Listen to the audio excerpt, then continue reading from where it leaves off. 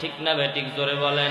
হাদিসে কুদসির মধ্যে আমার আল্লাহ বলেন, হাদিসে কুদসি মানে আল্লাহর কথা। এটা বোঝানোর জন্য আপনাদেরকে একটা উদাহরণ দেই। বাঁশির কোনো সুর আছে? এই কথা বলেন, সুর আছে?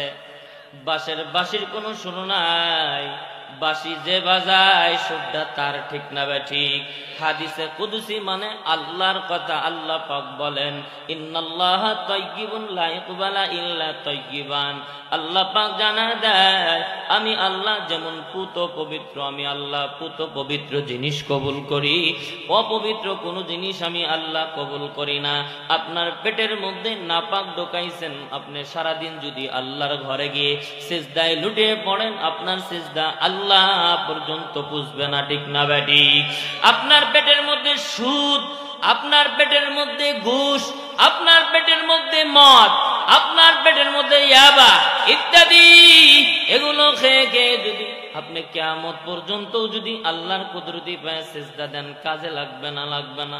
অনেক আল্লাহর বান্দারা আমাদেরকে প্রশ্ন করে, হুজুর কত মন চায় আমি যাই একটু মসজিদে যাই নামাজ পড়ি, কিন্তু নামাজ তো শান্তি লাগে না, নামাজ তো মজা লাগে না, কত চেষ্টা করলাম মজা লাগে না, আমার ইমানের ব্যাটারি চার্জ হয় না। হে আল্লাহর বান্দা, হবে কেমনে? আপনার পেটের মধ্যেই তো নাপাক, নাপাক জায়গায় কোনোদিন পুত পবিত্র কোনো জিনিস ঢোকে না, ঠিক না বেঠিক জোরে বলেন? পুত পবিত্র জিনিস যে আল্লাহর বান্দা খায়, আল্লাহ পাক রব্বুল আলামিন তার ইবাদতের মধ্যে মজা দেয়। ইমাম শাফি রহমাতুল্লাহ আলাইহি তার ছাত্র আহমদ ইবনে হাম্বলকে পত্র লিখছে কেমন বলেন? ছাত্র, এই ইমাম আহমদ ইবনে হাম্বল, দীর্ঘদিন হয়ে গেল তোমার সাথে আমার কোনো সাক্ষাৎ নাই, বাবা তুমি একদিন আমার সাথে সাক্ষাৎ করো। ছাত্র জবাব দেয়, হুজুর অমুক দিন অমুক সময় আমি আপনার সাথে সাক্ষাৎ করব। হুজুরকে জবাব দিতেছে, আল্লাহর বান্দা যথা টাইমে ইমাম আহমদ ইবনে হাম্বল রওনা করছে। উস্তাদ বুঝতে পারছে ছাত্র এত দূর আসাটা স্বাভাবিক আসতেছে, ছাত্রকে অভ্যর্থনা জানানোর জন্য তার উস্তাদ শাফি রহমাতুল্লাহ আলাইহি সামনের দিকে অগ্রসর হয়েছে। সাথী সঙ্গীদেরকে নিয়ে যখন সামনের দিকে অগ্রসর হয়, ইমাম আহমদ ইবনে হাম্বলকে অভ্যর্থনা জানায় রিসিভ করে যখন শাফি রহমাতুল্লাহ আলাইহি তার অফিসে বা রুমে নিয়ে আসতেন, ইমাম আহমদ ইবনে হাম্বল যখন ঢুকছে দেখে ঘরের মধ্যে কেমন সুগন্ধি বের হইতেছে। সুবহানাল্লাহ বলেন। শাফি রহমাতুল্লাহ আলাইহি ছাত্রকে ডাক দেয়া বলে, রে ছাত্র, দীর্ঘ রাস্তা রান করেছ, বসো বসো, আমি তোমার জন্য খাবারের আয়োজন করি, খাবারের ব্যবস্থা করি। আল্লাহর বান্দা শাফি রহমাতুল্লাহ আলাইহি তার ছাত্রের জন্য যখন খাবারের আয়োজন করলেন, ছাত্র খাবারের দিকে তাকায় দেখে খাবারের মধ্যে কেমন জানি নূর চমকাইতেছে। সুবহানাল্লাহ জোরে বলেন। খাবারের মধ্যে নূর চমকাইতেছে। ইমাম আহমদ ইবনে হাম্বল খানাগুলো দেখে বড় আশ্চর্যান্বিত হয়ে গেল। চিন্তা করতেছে এই খাবারটা নিঃসন্দেহে হালাল, হালাল খাবার যদি না হতো তাহলে তো এখান থেকে এত সুন্দর নূর চমকাইতো না।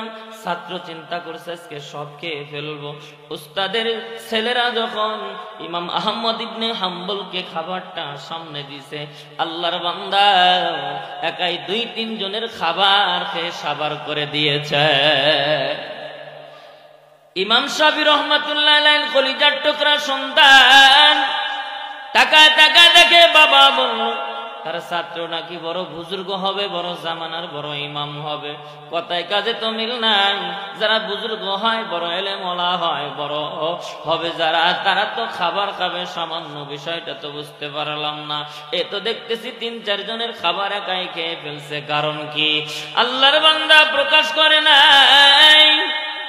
শাফি রহমাতুল্লাহ আলাইহি তার কলিজার টুকরা সন্তানদেরকে বলল, আমার ছাত্রটাই রুমের মধ্যে থাকবে, তোমরা একটু সব কিছু কমপ্লিট করে দিও।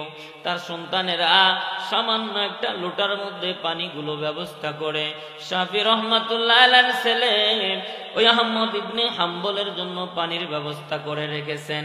কারো জামানার যিনি বড় ইমাম হবেন, বড় বুজুর্গ হবেন, তার তো অবশ্যই রাতের বেলায় তাহাজ্জুদ পড়ার সময় পানির প্রয়োজন হবে না। নাই 100% রাতের বেলায় আল্লাহর বান্দা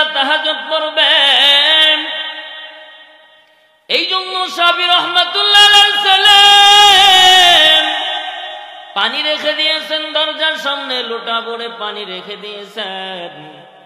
এদিকে ফজর হয়ে গেল, আবার ওই ছাত্রগুলো ওই ছেলেগুলো এসে দেখতেছে পানি পানির জায়গায় আছে, দূরায় চলে গেছে। বাবা ঘটনা তো উল্টা করছে। বলে কি? কয় বাবা আপনি তো বারবার বললেন আপনার এই ছাত্র নাকি জামানার বড় ইমাম হবে, জামানার বড় বুজুর্গ হবে, বিষয়টা তো বুঝতে পারলাম না। এ তো দেখি একাই ৩-৪ জনের খাবার খেয়েছে, আবার রাতের বেলা তাহাজ্জুদ পড়লো না। বলে তোমরা বুঝলা কেমনে? বলে পানি রাখছিলাম, পানি ব্যবহার করে নাই। একজন মানুষ সারা রাত্রি ঘুমানোর পর ওযুর প্রয়োজন আছে, ইস্তেনজার প্রয়োজন আছে, এ তো কোনো কিছু করে নাই, পানি তো পানির জায়গায় আছে। শাফি রাহমাতুল্লাহ আলাই তাড়াতাড়ি করে ছাত্রকে যা বলতেছে, রে ছাত্র বলো বলো বলো তোমার এই অবস্থা কবে থেকে ঘটেছে, তাড়াতাড়ি করে বলো। ছাত্র ডাক দেয়া বলে, উস্তাদ জি বলেন। কি বলবেন বলেন। বলে তোমার এই অবস্থা, তুমি একাই ২-৩ জনের খাবার খেয়ে ফেলছো, রাতের বেলায় তাহাজ্জুদ পড়ো নাই, ঘটনা কি? ছাত্র তখন চোখের পানি ছেড়ে কান্দা ডাক দেয়া বলে, হুজুর আমি যখন আপনার দেওয়া খাবারের দিকে তাকায় দেখলাম ওই খাবার থেকে আল্লাহর নূর চমকাইতেছে। সুবহানাল্লাহ জোরে বলেন। খাবারের মধ্যে থেকে দেখতে পারলাম আল্লাহর নূর চমকাইতেছে। আমি চিন্তা করলাম এই হালাল খাবার আবার কোনোদিন পাবো কিনা সন্দেহ আছে। আজকে যেত এত সুন্দর হালাল খাবার পেয়েছি, আর দেরি করব না, একাই ২-৩ জনের খাবার খেয়ে ফেলেছি। আর আপনার এই খাবার খেয়ে আমার একটা ফায়দা হয়েছে, বলে আমার ইমানের ব্যাটারি চার্জ হয়েছে, আমার আমলের ব্যাটারি চার্জ হয়েছে। উস্তাদ একটা আয়াত থেকে আমি অনেকগুলো মাসআলা বের করেছি।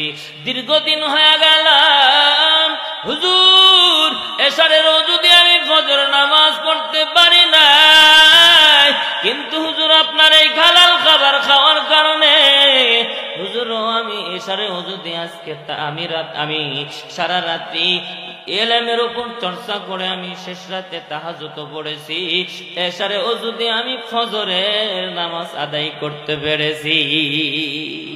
তাহলে হালাল খাবারের ফায়দা আছে না নাই? আপনিও আপনার কষ্ট অর্জিত টাকা থেকে, কষ্ট অর্জিত ইনকাম থেকে আপনার হালাল রুজি আপনার সন্তানকে খাওয়ান, আপনার সন্তানও আল্লাহর ওলি হবে, ভালো হবে। আর আপনি হারাম সুদখোর, ঘুষখোর, ইয়াবাখোর ইত্যাদি অন্যের জমি দখল করনেওয়ালা, এতিমের মাল আত্মসাৎ করনেওয়ালা, অভাব দুঃখীদের আত্মসাৎ করনেওয়ালা, হত দরিদ্রের গোমচোর ইত্যাদি করে করে আপনার সন্তানের স্বপ্ন দেখেন আমার সন্তান আলেম হবে, কিচ্ছু হয় না। পরে চিন্তা করে আমার ছেলে জজ হোক, তাও হয় না, ব্যারিস্টার হোক, তাও হয় না। আপনার ছেলে হয় এলাকার মধ্যে টপ ক্লাস নেশাখোর, ঠিক না বেটি? আপনার ছেলের জবানে থাকবে আল্লাহর কুরআন।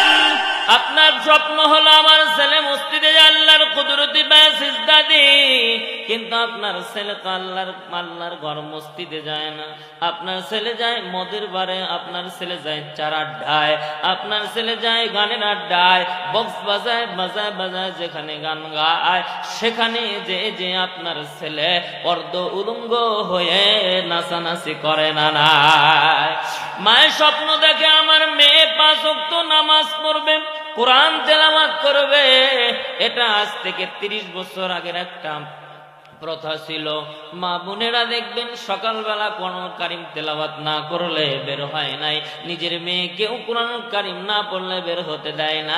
আর এখন আল্লাহর ইবাদত করব কি, আল্লাহর কুদরতি পায়ে সিজদা দিব কি, এখন মেয়েকে অর্ধ উলঙ্গ করে বাংলাদেশের অনেক গার্জিয়ানরা আছে নিজের মেয়েকে অর্ধ উলঙ্গ করে টিকটক বানায়া ফেসবুক পেজের মধ্যে ছাড়ে, ঠিক না বেটি? এই দেশের মানুষ এত নিমুখারাম।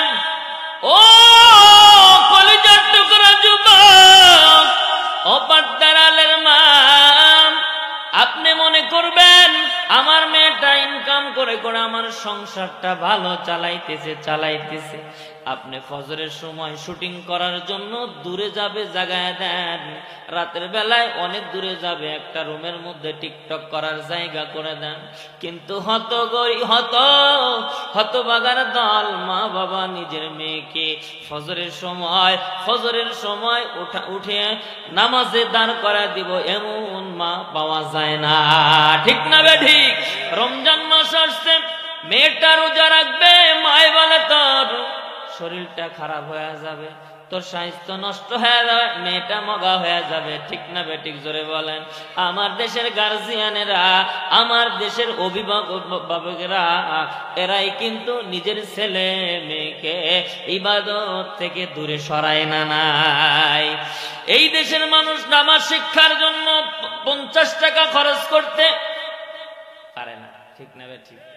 300 টাকা কোরআন শিক্ষা করতে পারে না, কিন্তু সপ্তাহে 3 দিন গান শিখাবে, তার 4000-5000 টাকা দিয়ে ড্যান্স মাস্টার রাখে, ঠিক না বেঠিক?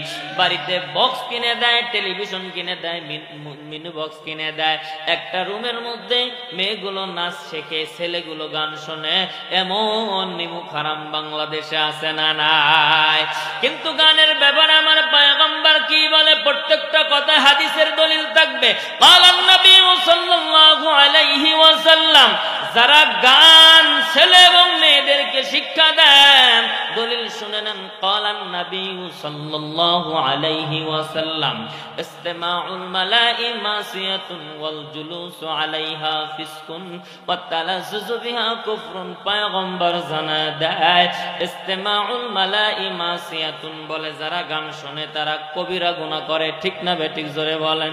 একটা কবিরা গুনাহ আমার আপনার জন্য জাহান্নামে যাওয়ার জন্য যথেষ্ট, ঠিক না বেঠিক? গান শুনলে 2টা ক্ষতি হয়। 1 নাম্বার হলো কবিরা গুনাহ হয়, 2 নাম্বার হলো বিজ্ঞান প্রমাণ করেছে যারা 24টা ঘন্টা গান শুনে, কানের মধ্যে যারা বল্টু লাগাও, এ যুবক এ যুবতী বোন, যারা কানের মধ্যে বল্টু লাগাও, রাস্তাঘাটে যাও, বাসে যাও, রাতের বেলা ঘুমায় যাও, কানের মধ্যে যারা বল্টু লাগাও, তারা শোনো, বিজ্ঞান প্রমাণ করেছে যারা গান শোনে তাদের ব্রেনের মধ্যে একেবারে রসুনের চুচার মতো একটা আবরণ পড়ে যায়। যখন এই আবরণ পড়ে যায়, গান শুনতে শুনতে যখন এই আবরণ পড়ে যায়, ওই ছেলে এবং মেয়ে ভালো মন্দ যাচাই করার যোগ্যতা হারিয়ে ফেলে। এই জন্য তো পত্রিকার দিকে তাকালে হেডলাইনের মধ্যে আসে অমুক জেলায় অমুক গ্রামে বাংলাদেশের সোনার ছেলেরা 7 বছরের একটা মেয়েকে দর্শন করে হত্যা করেছে, এমন খবর সোনার বাংলায় আছে না নাই? এই আল্লাহর গোলাম এমন আছে না নাই? 2 নম্বর হলো ওয়াল জুলুসু আলাইহা ফিসকুন, গানের মজলিসে যাওয়া হলো ফাসিকি। যারা গান শোনেন, গানের মজলিসে বসেন, দেখবেন আমাদের দেশের একটা প্রথা জারি আছে, ঢোল নাই, তবলা নাই, খঞ্জুরি নাই, কিচ্ছু নাই।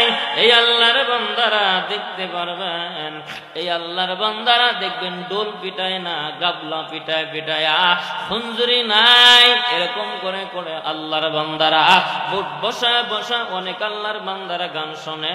এমন আল্লাহর বান্দা আছে না নাই? 3 নম্বর হলো ওয়াতালাজ্জুজু বিহা কুফরুন বলে যারা গান শুনে শুনে যারা মজা নেয়, তারা কুফরি করে, দিলের মধ্যে তালাজ্জুজ নিয়ে নেয়, তারা কুফরি করে, ঠিক না বেঠিক?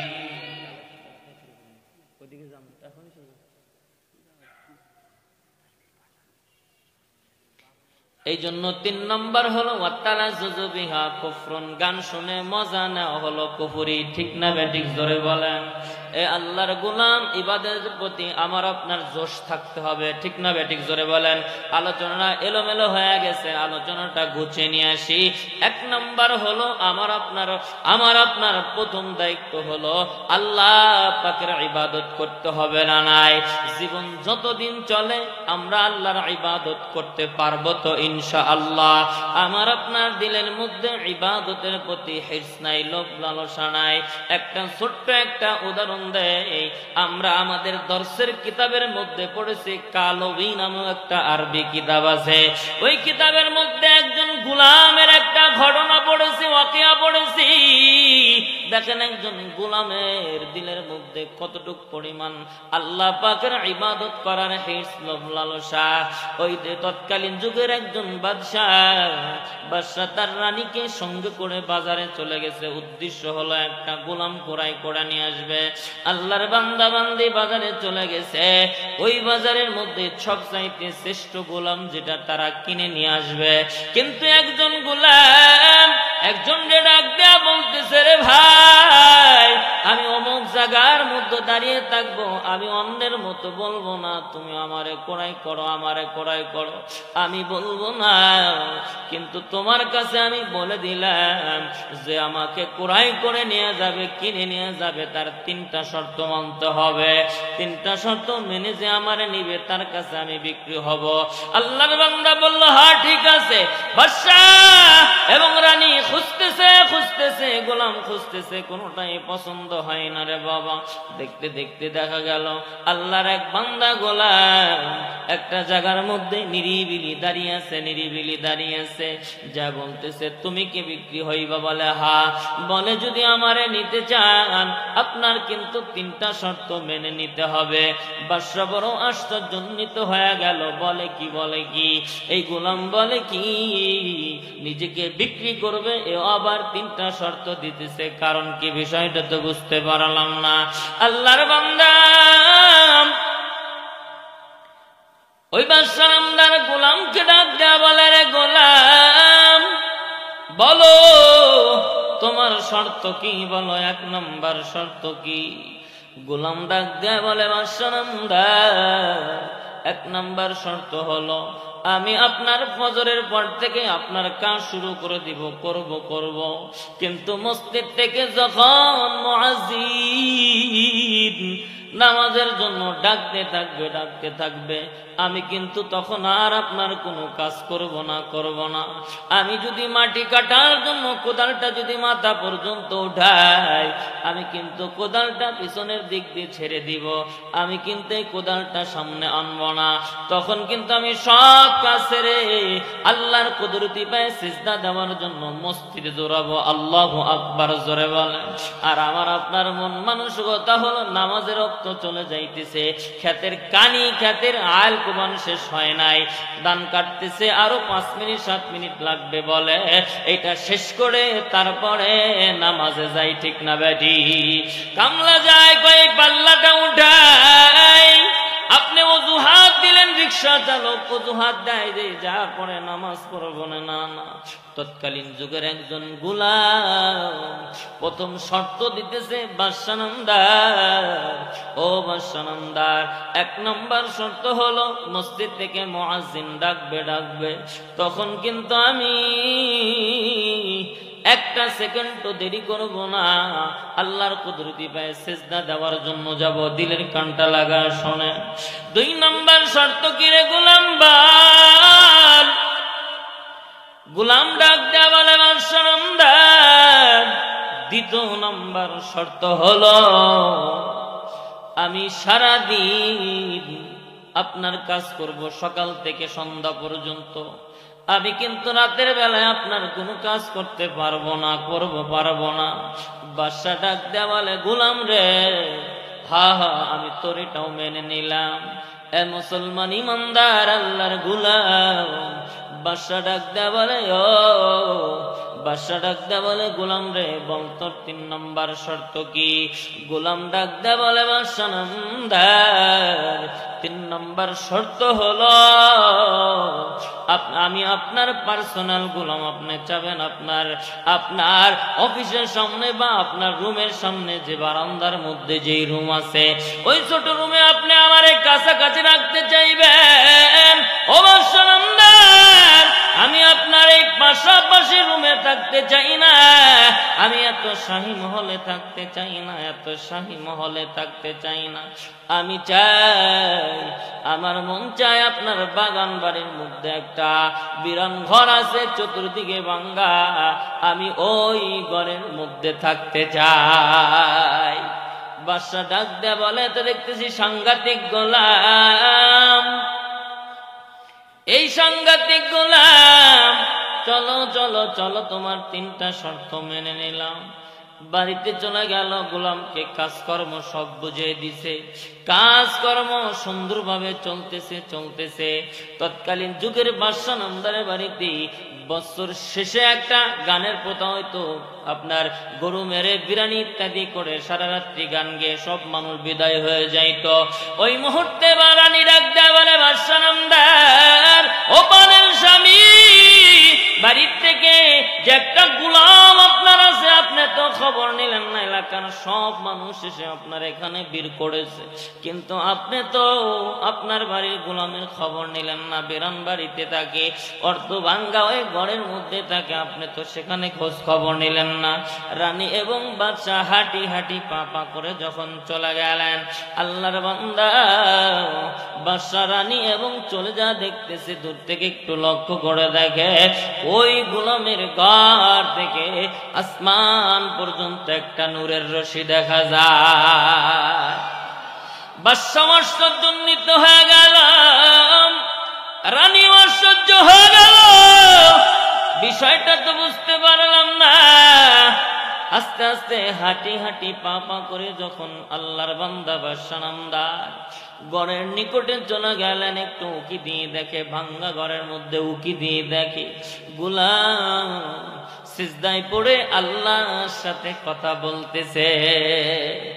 সিজদায় পড়ে পড়ে আল্লাহকে ডাক দিয়ে বলতেছেন, আল্লাহ, ও আল্লাহ, আজকে আমি পেটের দায়ে, পেটের খোদার অভাবে, খোদার কারণে আমি নিজেকে বিক্রি করে দিয়েছি, গোলাম হয়েছি। আল্লাহ, এই জন্য দুনিয়ার বাদশার গোলামি করতে হয়, সকাল থেকে সন্ধ্যা পর্যন্ত আমি দুনিয়ার বাদশার গোলামি করি।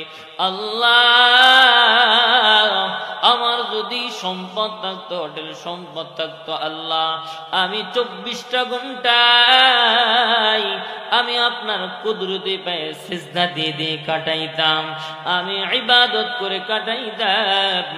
আল্লাহর বান্দা বাদশা এবং রানী যখন শুনতে পারছে, একরকম করে আল্লাহর বান্দা বান্দি যখন চলে আসছে, সকালবেলা সিকিউরিটি গার্ডকে ডাক দিয়া বলেন, আরে সিকিউরিটি গার্ড, যাও, তাড়াতাড়ি করে যাও, আমার গোলামটাকে আমার দরবারে উপস্থিত করো।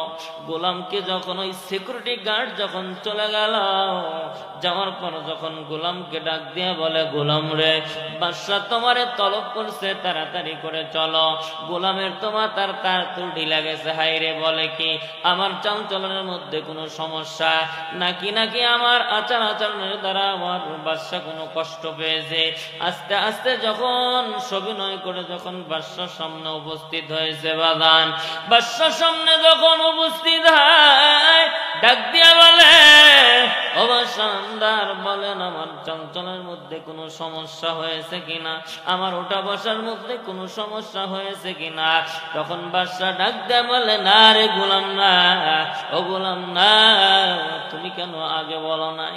তোমার অর্থ নাই, অর্থের অভাবে পেটের দায়ে তুমি আমার কাছে বিক্রি হইছ। তুমি রাতের বেলা আল্লাহর ইবাদত করে কাটাও, অর্থ থাকলে তুমি আল্লাহর কুদরতি পায়ে সারা দিন রাত 24 ঘন্টা ইবাদত করে কাটাইতা। গোলাম কেন বলো নাই? যদি বলতা আমি তো তোমার আগে আজাদ করে দিতাম। যাও গোলাম, যাও, আজকের থেকে তোমার আজাদ করে দিলাম। একজন গোলামের মধ্যে আল্লাহর ইবাদত করার এত পরিমাণ হির্স, আর আল্লাহ আমাকে আপনাকে অর্থ দিয়েছে, টাকা দিয়েছেন, সুস্থ সবল করে দিয়েছেন, সব কিছু আমার আল্লাহ দিয়েছেন, কিন্তু আমি আর আপনি আল্লাহর গোলামি করতে পারি না, ঠিক না বেঠিক? এরে আল্লাহর গোলাম, এই জন্য 1 নম্বর কথা, জীবন থাকবে যতদিন আমরা আল্লাহর গোলামি করতে পারবো তো ইনশাআল্লাহ। 2 নম্বর হলো মা বাবার সাথে সদাচরণ করতে হবে। সময় সংকীর্ণ, আমি ওদিকে যেতে পারবো না। আমি জানি অনেকে এখানে মা হারিয়েছেন, অনেক আল্লাহর বান্দা বাবা হারিয়েছেন। এরে মুসলমান ইমানদার, আমাকে আপনাকে লালন পালন করতে যে আমার আপনার মা কষ্ট করছে না নাই? এই কথা বলেন, করছে না নাই? এরে আল্লাহর গোলাম, আমি আর আপনি যখন মায়ের গর্ভে ছিলাম, মা ঠিক মতো খাইতে পারে নাই, মাথা ঘুরাইছে, বমি বমি ভাব, আমার জন্য বহুত কষ্ট করছে, রাতের বেলা ঘুমাইতে পারে নাই। হঠাৎ করে মাঝে মাঝে চিৎকার দিয়ে উঠতো, এ আল্লাহর গোলাম, আমার আপনার মা একটা প্রথা জারি আছে, প্রথম সন্তান জন্ম দিতে যায় প্রত্যেকটা বৌমা মা তার বাবার বাড়ি যায়, ঠিক না বেঠিক? জোরে বলে। যাওয়ার আগে শ্বশুরের 2টা হাতে ধরে বলে, শ্বশুর আব্বা 3টা 4টা বছর আপনার বাড়ি থাকলাম, বেয়াদবি হয়ে গেছে, এখন আপনার নাতি হবে, এখন তো আমি চাইতেছি, আমার মনে হয় আমি আর বাঁচবো না। শাশুড়ির কাছে বলে, রাত্রি একটা সময় পানের স্বামীকে ডাক দিয়া বলে, স্বামী আমার, ও স্বামী, আপনার বাড়িতে 3টা বছর আমি সংসার করলাম, আমার মনে হয় আমার চাঞ্চলন, আমার ব্যবহারের দ্বারা আপনি কষ্ট পেয়েছেন, স্বামী আমারে ক্ষমা করে দেন, আমি মনে হয় আর বাঁচবো না। এ আল্লাহর গোলাম, সবার কাছে বিদায় নিয়ে যখন মা জননী বাবার বাড়ি যায়, বালতি বালতি রক্ত ফেলে আমাকে আপনাকে যখন জন্ম দিল রে বাবা, এরে আল্লাহর গোলাম, আমি আর আপনি মাকে এত পরিমাণ কষ্ট দিয়েছি, মা ঠিক মতো খায় নাই, আমার সেবা যত্ন করেছে, স্কুলে গেছি মা না খেয়ে পড়াশাশি গুলো রাখছি, কত কষ্ট করা ডিম্বাসে পয়সা আমাকে আপনাকে দিয়েছে রে আল্লাহর গোলাম। বাবা বড় রিক্সা চালায় আমাকে আপনাকে লালন পালন করছে, এখন আমরা বড় হয়ে গেলাম, বাবার সম্পদ ভোগ করতেছি, বাবার বাড়ি ঘর ভোগ করতেছি, বাবার অর্থ সম্পদ সব কিছু ভোগ করতেছি, কিন্তু বাবা এত কষ্ট করে আমার আপনার জন্য করলো, আজকে বাবার কবরের মধ্যে জাহান্নামের গর্ত নাকি জান্নাতের বাগান হয়ে গেছে, আমি আর আপনি একটা বার খোঁজ নিলাম না। আশরাফ আলী থানভী রাহমাতুল্লাহ আলাইহি একটা ঘটনা লিখেছেন, আল্লাহর এক বান্দি তার কবরে চলে গেল, আর কেউ নাই, ওই মেয়েটা অর্ধ উলঙ্গ হয়ে চলাফেরা করে, আল্লাহর বান্দি ওই কবরের মধ্যে, মার কবরের মধ্যে জাহান্নামের আগুন জ্বলতেছে, বড় বড় সাপ বড় বড় বিচ্ছুগুলো ধ্বংসন করতেছে, চতুর্পাশে জাহান্নামের আগুন। আল্লাহর বান্দি রাতের বেলায় তৎকালীন একজন বুজুর্গের সাথে কথোপকথন হচ্ছে, এরে আল্লাহর ওলি, আমার তো দোয়া করার কেউ নাই, দান করার কেউ নাই, তুমি শুধু আল্লাহর ওলি আমার মেয়েটাকে বলে দিবেন সে যেন আমার জন্য অল্প কিছু দান করে, যেই দানের উসিলা করে আল্লাহ আমার কবরটাকে জান্নাতের বাগান বানায় দেয়। আল্লাহর ওলি খুঁজতে খুঁজতে মেয়েটারে পায় না, দেখে একটা পুকুরের মধ্যে অর্ধ উলঙ্গ হয়ে গোসল করতেছে। আল্লাহর বান্দা বুজুর্গ চক্ষুটারে বন্ধ করে পর্দা মেনটেন করে চলে গেল, মা তুমি এখানে অর্ধ উলঙ্গ হয়ে গোসল করো, তোমার মার কবরটা জাহান্নামের গর্ত হয়ে গেছে, তোমার মা জাহান্নামের আগুন সহ্য করতে পারে না, তোমার মা বড় বড় সাপগুলো কবরে কামড়ায়, বড় বড় বিচ্ছুগুলো কামড়াইতেছে, তোমার কি একটু দয়া লাগে না? এরে আল্লাহর বান্দি, তুমি কি তোমার মার জন্য অল্প কিছু দান করতে পারো না, যে দানের উসিলা করে আল্লাহ তোমার মার খবরটাকে জান্নাতের বাগান বানাবে? আল্লাহর বান্দির তো ঈমান নাই, আল্লাহর বান্দি পুকুরের মধ্যে থেকে এক চুল পানি উঠায়া জমিনের মধ্যে ছেড়ে দিয়ে বলতেছে, আমি আমার মার জন্য পানি দান করলাম, পানি দান করলাম। এ আল্লাহর গোলাম, আল্লাহর বান্দি বলতেছে পানি দান করলাম। ওই পানির মধ্যে থেকে এক ফোঁটা পানি এমন একটা জায়গায় পড়ছে, আল্লাহর ছোট থেকে একটা ছোট মাখলুক রোদের তাপে গরমের কারণে জান বের হয়ে যাবে বাপ। ওই এক ফোঁটা পানি পেয়ে পান করে তার জানটা বেঁচে গেছে। দোয়া করতেছে, আল্লাহ জানি না এই মরণপূর্ণ অবস্থায় আমাকে কে পানি দান করেছে রে মালিক। ও আল্লাহ, আল্লাহ যেই নিয়ত আমারে পানি দান করলো, আল্লাহ আপনি তার নিয়ত কানা কবুল করে নেন। পরের দিন রাতের বেলা আল্লাহর ওলির সাথে স্বপ্নের মাধ্যমে কথা হয়। ওই আল্লাহর বান্দি ডাক দিয়া বলতেছেন, হে আল্লাহর ওলি, আমার মেয়ে দান করছে জানো ছিল করে, আল্লাহ আমার কবরটাকে জান্নাতের বাগান বানিয়ে দিয়েছে। সামান্যতম এই আল্লাহর বান্দি একটু পানি দান করছিল, ঈমান নাই, মার জন্য হেসে খেলে পানি দান করছিল। আল্লাহ ওই এক ফোঁটা পানির কারণে তার মার কবরটা জান্নাতের বাগান বানায় দিছে। এই যুবক, আমি আপনি অনেকেই মা হারাইছি, বাবা হারাইছি। আমার আপনার মা কবরের মধ্যে চিৎকার করে করে কাঁদতেছে যদি জাহান্নামের আগুন হয়ে থাকে। এর সন্তান, মার জন্য কি মায়া লাগে না? বাবার জন্য কি দরদ লাগে না? মা বাবার জন্য অল্প অল্প করে কিছু দান করে শরীক হয়ে যাও, মার কবরটা আল্লাহ জান্নাতের বাগান বানাবে।